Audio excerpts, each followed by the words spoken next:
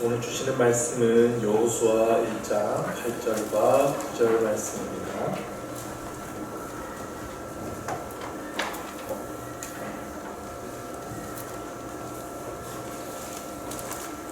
여호수아 1장 8절과 9절 말씀. 우리 다 같이 한 목소리로 봉독하겠습니다. 이 율법책을 내 입에서 떠나지 말게 하며 주야로 그것을 묵상하여 그 안에 기록된 대로 다 지켜 행하라.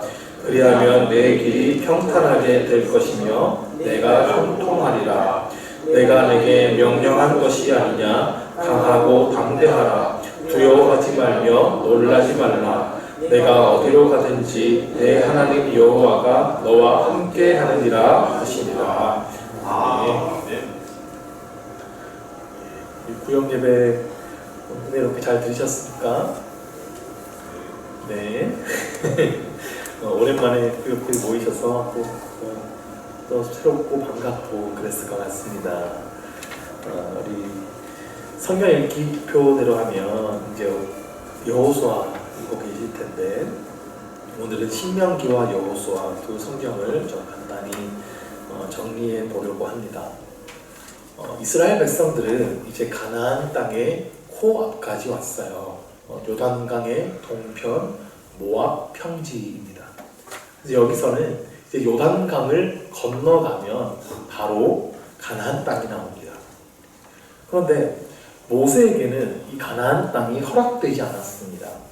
모세는 이제 이 모압 평지에서 생을 마감하게 됩니다. 그러한 모세가 이제 가나안 땅에 들어가야 될 그 이스라엘 백성들에게 마지막으로 신신당부를 하게 됩니다. 지난 세월을 회상하면서 하나님의 은혜를 다시 기억하게 하죠.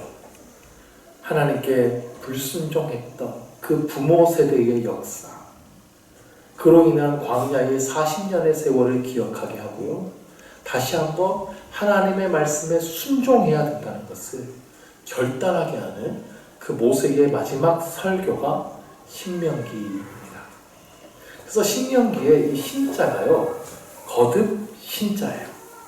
거듭해서 하나님의 명령을 기억하게 한다고 해서 이게 신명기입니다. 예전까지 신명기가 어떤 성경이냐 했을 때 이것은 모세의 그 마지막 설교 여러 편을 이어붙인 것이다 라고 이제 다 생각을 했어요. 그런데 모세가 살던 그 시대, 그 고대 근동 시대에 어떤 조약문이 발견되면서 신명기에 대한 해석이 완전히 달라졌어요. 자, 이 국력이 강한 나라가 있어요. 이 국력이 강한 강대국이 주변의 약수국들을 침략을 합니다. 전쟁에서 이겨요. 그러면 패전국이 된 나라의 왕은 그 승전국의 왕에게 엎드려서 빌어야 됩니다. 살려달라고 빌어야 돼요. 그러면 강대국의 왕은 패전국의 왕하고 조약을 맺어요. 승리한 왕을 위한 조약입니다. 이게 불평등 조약이에요. 그 조약의 내용들은 이제 약한 그 패배한 나라의 왕이 이제 매년 상당한 양의 조공을 바쳐야 된다는 거. 그리고 또 우리가 전쟁을 일으키면 요구하는 숫자만큼 병사들을 보내야 된다는 거. 그리고 그 병사들은 대부분 칼바지가 될 겁니다. 젊은 여자들도 종으로 바쳐야 됩니다. 힘없는 왕은 이 모든 요구 조건을 그냥 다 받아들여야 돼요. 이거 받아들이지 않으면 그냥 죽임당할 것이기 때문입니다. 자, 이런 조약을요, 종주권 조약이라고 이야기하는데요. 이 조약을 맺는 조약문을 보니까 일정한 형식이 있더라는 겁니다. 서원이 나오고 역사적인 배경, 그러니까 우리가 어떤 전쟁을 치러서 우리가 이겼다 이런 내용들, 그 다음에 일반적인 규정, 너희가 이런 것을 해야 된다, 그리고 특별 규정, 그 다음에 따르면 조약에 따른 축복과 저주, 너희가 이 조약을 잘 지키면 내가 너희에게 이런 걸 해줄 거고 지키지 않으면 난 너희에게 이렇게 할 것이다. 그 다음에 조약의 증인이 등장하고요. 후계자, 만약에 우리 왕이 이제 우리가 떠나게 되면 후계자는 누가 될 것이다, 누가 이 조약을 이어갈 것이다, 이 얘기가 나오고, 마지막으로 문서의 낭독과 보관, 이런 일정한 형식을 가지고 조약문이 체결되더라는 거예요. 근데 이 조약문이 이렇게 돼 있다라는 것이 발표되니까 성경학자들이 이걸 보고 충격을 받았어요. 특별히 이 신명기를 연구한 성경학자들이 이걸 보고 깜짝 놀란 거예요. 왜냐하면 신명기를 살펴보니까 이거하고 똑같은 순서대로 되어 있는 거예요. 자, 우리 신명기 말씀을 보면 신명기 1장부터 5절은 서언입니다. 그리고 1장 6절부터 4장 43절까지가 역사적인 배경이에요. 이스라엘이 지금까지 왔던 역사적인 배경을 설명합니다. 4장 44절에서 11장까지는 일반적인 규정, 하나님께서 말씀하시는 일반적인 규정에 대해서 설명하시고요. 12장에서 26장까지는 특별한 상황에서 이루어지는 여러 가지 규정들을 또 하나님께서 말씀하십니다. 그리고 27장에서 30장까지는 이 조약에 따른 축복과 저주가 선포돼요. 이 말씀을 잘 지켰을 때 하나님께서 어떻게 복을 주실 것이고, 이 말씀을 지키지 않으면 어떤 벌을 내리실 것인지 말씀하세요. 31장에 보면 후계자 여호수아가 등장하고요. 그리고 이 조약의 증인들이 누구인지도 레위인들의 이름이 나옵니다. 32장에는 모세가 노래를 하는데 노래를 통해서 이 조약을 다시 한번 낭독하게 돼요. 33장에서는 모세가 12지파를 각각 축복하고 34장에서 모세는 죽게 됩니다. 그러니까 이 신명기가 사실은 하나님과 이스라엘 관계에서 맺은 종주권 조약이더라는 얘기예요. 이 종주권 조약은요, 불평등 조약이에요. 강자만을 위한 일방적인 조약이고 약자의 인격과 삶이 짓밟히는 조약입니다. 근데 하나님께서 지금 자기 백성 이스라엘하고 이러한 종주권 조약을 맺고 계시는 거예요. 근데요, 강자가 약자에게 해주는 것도 있어요. 이 조약에서요. 강자는 약자를 보호해 주겠다고 약속합니다. 그러니까 너희가 우리만 잘 섬기면 다른 강대국이 침략해 들어올 때 우리가 군대를 보내서 너희를 지켜주겠다, 이것을 약속해요. 그것이 조약을 잘 지켰을 때 약자가 받는 복입니다. 근데 만약에 이 조약을 지키지 않으면 이들이 군대를 끌고 와서 참혹한 처벌을 받게 될 거예요. 자, 그러면 하나님께서 지금 이스라엘 백성을 구원해내시면서, 애굽에서 구원해내시면서 너희 이제 나하고 종주권 조약을 맺자라고 하시는 건데, 하나님의 말씀을 잘 지키면 내가 너희를 지켜주겠다라고 하나님도 똑같이 말씀을 하셨어요.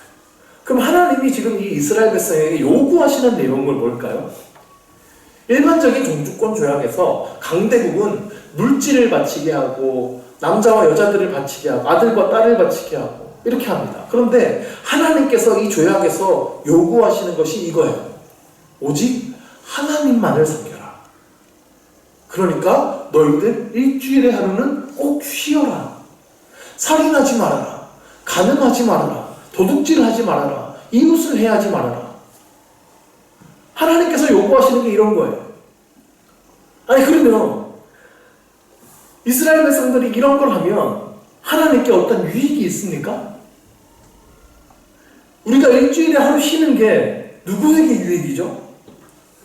제가 이전에 한번 말씀드린 것 같은데 고대 사회에서는요, 종이 쉰다는 것은 죄악으로 여겨졌어요. 휴일이라는 개념이 아예 없던 시절입니다. 종이 무슨 쉬어요? 쉬는 건 죄예요. 근데 하나님은 너희들 이제부터 쉬라는 겁니다. 그러니까 이 조약이요, 전혀 불평등 조약이 아닌 거예요. 지금 일반적으로 이 시대에 맺던 조약하고 완전히 지금 성격이 달라져 버리는 거예요. 그리스도인들이 크게 하는 오해가 하나 있는데요, 하나님의 말씀대로 우리가 살아가는 것이 하나님을 위한 일이라고 자꾸 우리가 오해하는 거예요. 하나님의 말씀대로 살 때의 유익은 오직 우리에게 있는 겁니다. 하나님의 계명은 오직 우리를 위한 것입니다. 신명기 10장 12절 13절을 함께 읽습니다. 이스라엘아, 내 하나님 여호와께서 내게 요구하시는 것이 무엇이냐?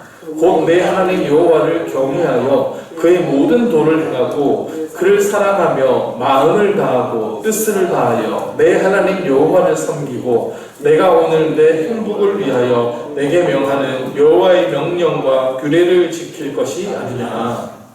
아멘. 하나님을 경외하라. 하나님의 말씀을 그대로 지켜라. 하나님을 사랑하고 섬겨라. 이러한 모든 개념들이 사실은 우리의 행복을 위한 일이라는 얘기입니다. 말씀대로 사는 것은 하나님의 종로로 타는 게 아니에요. 우리를 속박하는 게 아니에요. 이건 사단의 속임수입니다. 하나님은 정말 하나님의 말씀을 지킴으로 우리가 행복하기를 바란다는 사실을 믿으시기 바랍니다. 이게 신명기의 내용이에요.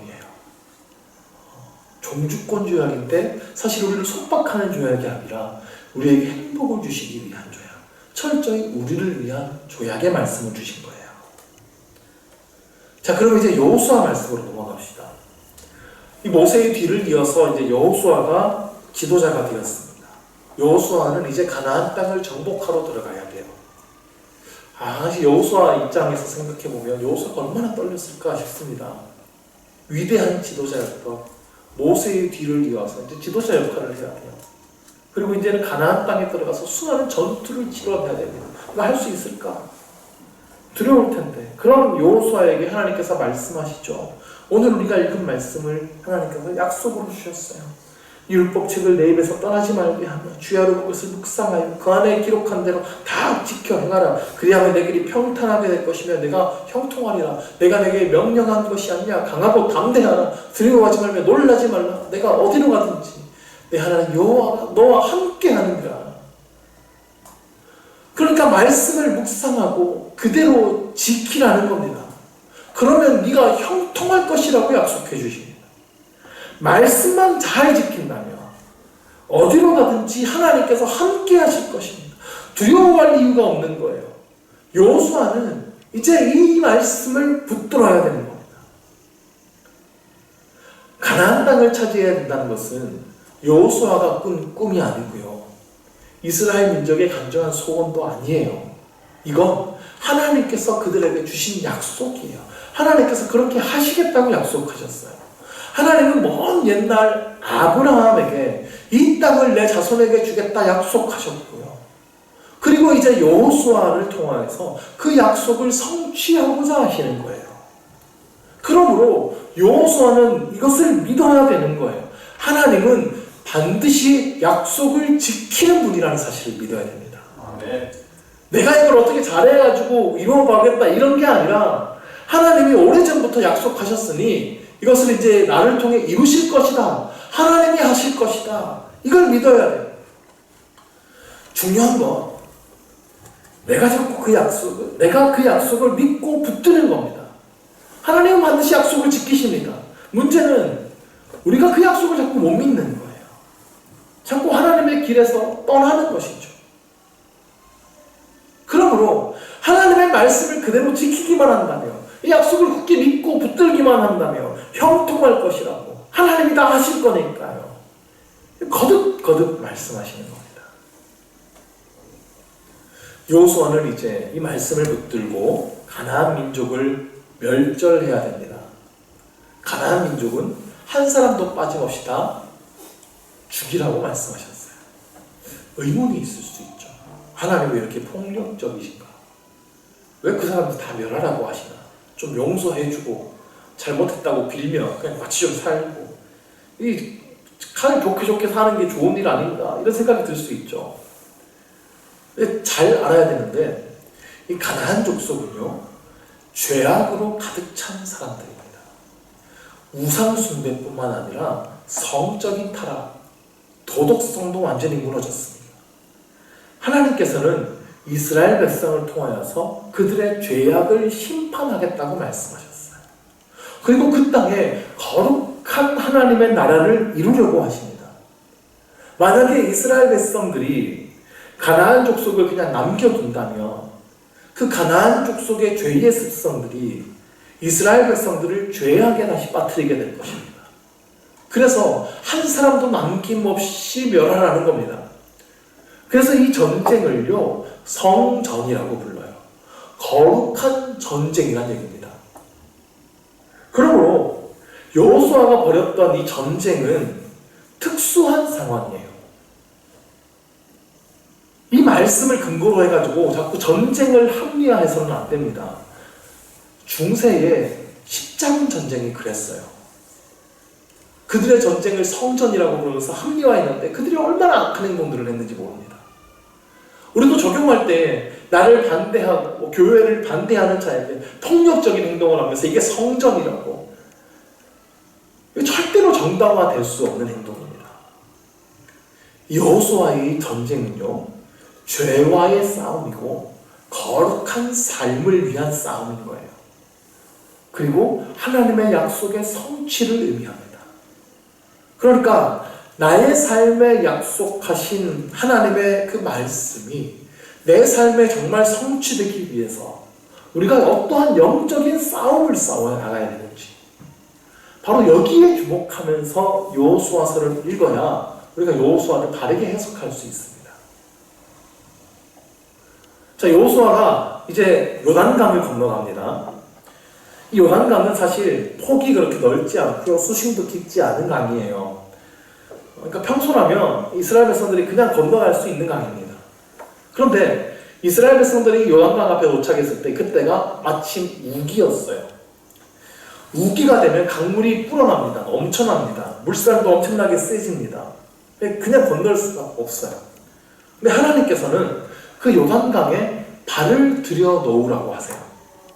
그런데 언약궤를 맨 이 제사장들이 먼저 발을 들여 놓으라고 하십니다. 그러면 강물이 끊어질 것이다 약속하셨어요. 이스라엘 백성들은 그 말씀을 믿고 순종합니다. 언약궤를 맨 제사장들이 그 넘쳐 흐르는 요단 강물에 발을 들여 놓으니까 정말 물이 끊어졌어요. 한쪽에 쌓이고 마른 땅이 드러납니다. 이스라엘 백성들은 그 마른 땅을 지나가게 됩니다. 백성들이 다 지나가는 동안 이 언약궤를 맨 제사장들은 강의 한복판에 서 있었어요. 모두 다 강을 건넌 다음에 제사장이 땅으로 올라옵니다. 그러자 강물이 다시 흐르기 시작했어요. 홍해의 기적과 똑같죠.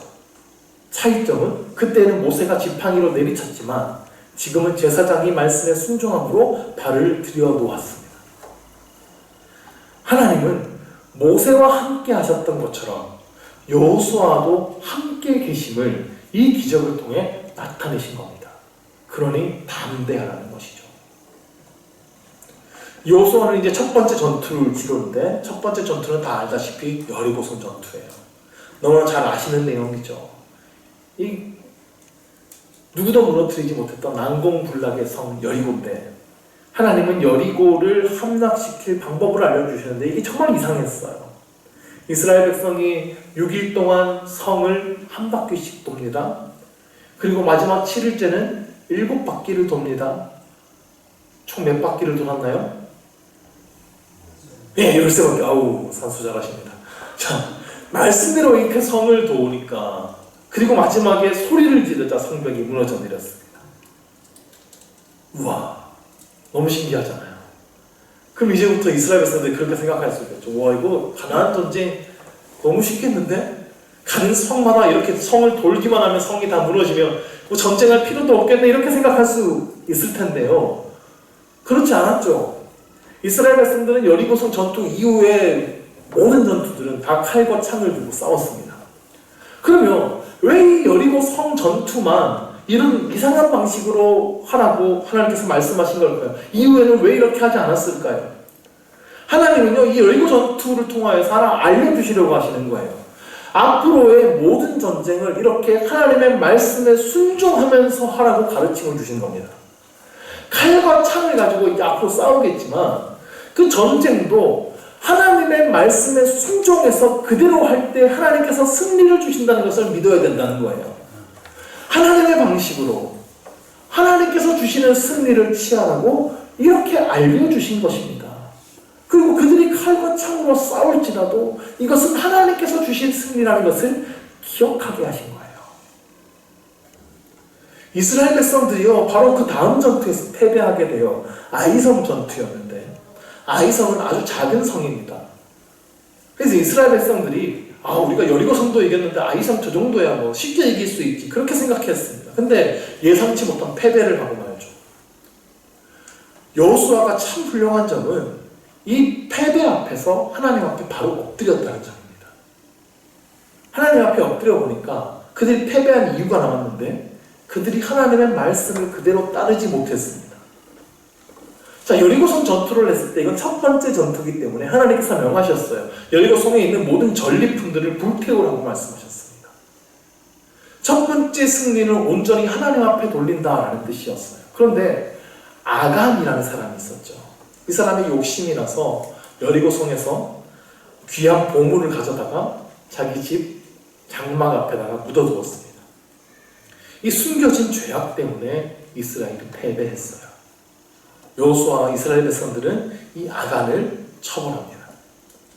또한 두 번째 문제가 있는데 여호수아는 아이성 전투를 앞두고 하나님 앞에 묻지 않았어요.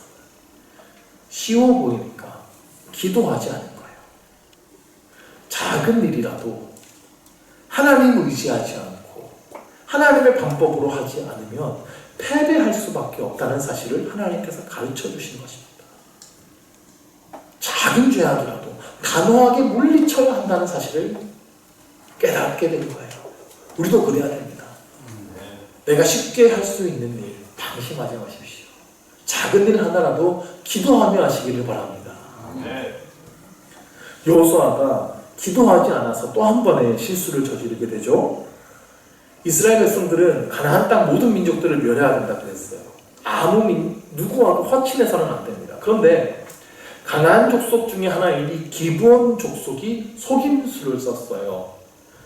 이들이 아주 멀리서 온 민족인 것처럼 속여서 이스라엘 백성하고 화친을 맺자 했는데 여기에 속아가지고 이스라엘 백성들이 기브온 족속과 화친 조약을 맺습니다. 알고 봤더니 가나안 족속이었던 거예요. 이 일에도 여호수아가 기도하지 않았습니다. 그래서 기브온 민족에 한 약속을 지켜주게 돼요. 그래서 기브온 족속이 일단 약속을 했으니까 지켜야죠.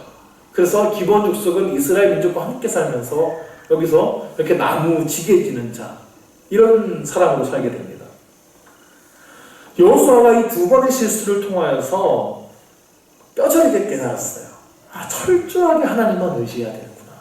작은 일이라도 하나하나 하나님께 물어야 되는구나. 이걸 배웠어요. 그래서 앞으로는 하나님의 말씀대로 기도하면서 전쟁을 치러갑니다. 여호수아 3장에서 12장까지 가나안 땅 전쟁에 대한 이야기가 계속되는데요. 놀라운 이야기들이 많이 나오죠. 특별히 우리가 아는 내용 중에 여호수아가 기도했더니 해가 멈췄어요. 그래서 그 해가 멈추는 그동안에 가나안 족속을 다 멸하게 하셨습니다.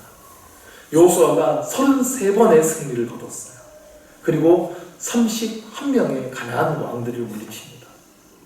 가나안의 대부분의 땅을 정복하게 되죠. 여호수아 13장에서 22장까지는 가나안 땅을 지파별로 분배하는 일을 시작합니다. 그래서 엄청나게 많은 지명들이 계속 등장합니다.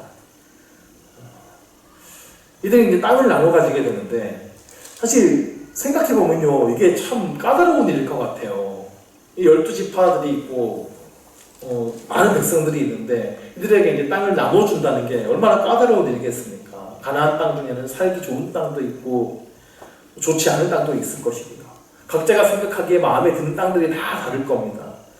그러면 어떤 기준으로 땅을 나눠야 불만이 없을 거예요? 니네 좋은 땅 다 골라봐라 뭐 이러면은 다 좋은 땅으로 가려고 그러겠죠. 하나님은 제비를 뽑아서 땅을 분배하도록 합니다. 그래서 지파별로 대표가 와가지고 제비를 뽑게 해요. 그리고 가족별로도 제비를 뽑아서 땅을 나눠 가지게 됩니다. 이 땅을 분배할 때 전쟁의 기여도를 반영하지 않았습니다. 누가 이 전쟁에서 더 용맹하게 싸웠는가? 누가 이 땅을 차지하는데 더 많은 공을 세웠는가? 이걸 따지지 않았어요. 철저히 하나님의 손에 맡겨드린 겁니다. 왜냐하면 가나안 땅은 이스라엘 백성의 힘과 공로로 얻은 땅이 아니기 때문입니다. 하나님께서 승리를 주셨기 때문에 얻은 땅이에요. 그러니까 이 땅의 분배도 하나님께 맡겨드리는 거예요. 제비를 뽑으면서 이것이 그냥 운으로 얻은 땅이 아니라 이 제비를 뽑아 얻은 땅은 하나님께서 나에게 허락하신 땅이다. 하나님께서 나에게 은혜로 주신 땅이다라는 것을 기억하는 것이죠. 그러니까 어떤 땅이 뽑히든지 이건 하나님께서 나에게 은혜로 주신 것이니까 감사함으로 받는 겁니다. 내 공로로 얻은 땅이 아니고 하나님의 은혜로 나의 은혜의 분량대로 주신 것이다. 이걸 믿고 감사하는 거죠. 그래서 이스라엘 백성들은 그 하나님의 뜻대로 하나님의 방식대로 은혜롭게 땅 분배를 마쳐요. 여호수아 23장 24장이 이르면 여호수아가 이제 세상을 떠날 때가 됩니다. 여호수아도 이제 세상을 떠나기 이전에 이스라엘 백성들을 모아놓고 모세처럼 하나님의 말씀을 당부하죠. 이때 여호수아가 했던 유명한 고백이 있습니다. 오직 나와 내 집은 여호와를 섬기겠노라 다짐합니다. 그리고 이스라엘 백성들에게도 같은 다짐을 받아요. 우리가 신명기와 여호수아를 통해서 얻을 수 있는 교훈이 있습니다. 하나님의 말씀을 철저히 지키고 따라야 된다는 점입니다. 그것이 형통의 비결이고 복의 길임을 믿으시기 바랍니다. 하나님의 말씀에 순종하십시오. 그것이 여러분의 행복을 위한 일입니다. 하나님께서 그 말씀을 따라가는 길에 함께 하실 것이고 형통하게 하실 것입니다. 여러분의 인생에 약속하신 놀라운 하나님의 말씀들이 여러분의 삶에 성취될 것을 믿으시기 바랍니다. 기도하겠습니다. 하나님 아버지, 하나님께서는 우리의 행복을 위해서 하나님의 말씀을 주셨습니다. 우리가 하나님의 선하심을 믿고 그 약속을 굳게 붙들고 살아가게 하여 주옵소서. 오직 하나님의 말씀은 기록된 대로 지키며 우리가 어디로 가든지 형통할 것이라 말씀하셨습니다. 두려워하지 아니하고 오직 기록된 그 말씀 그대로 지키며 순종하는 우리 되게 하여 주옵소서. 작은 일이라도 하나님께 기도하게 하여 주시고 거룩한 삶을 살기 위해 힘쓰는 우리 모두가 되게 하여 주옵소서. 그래서 하나님께서 약속하신 놀라운 말씀들이 우리의 삶에 이루어지는 것을 보게 하여 주시옵소서. 예수 그리스도의 이름으로 기도드립니다. 아멘. 교회 소식 전해드립니다.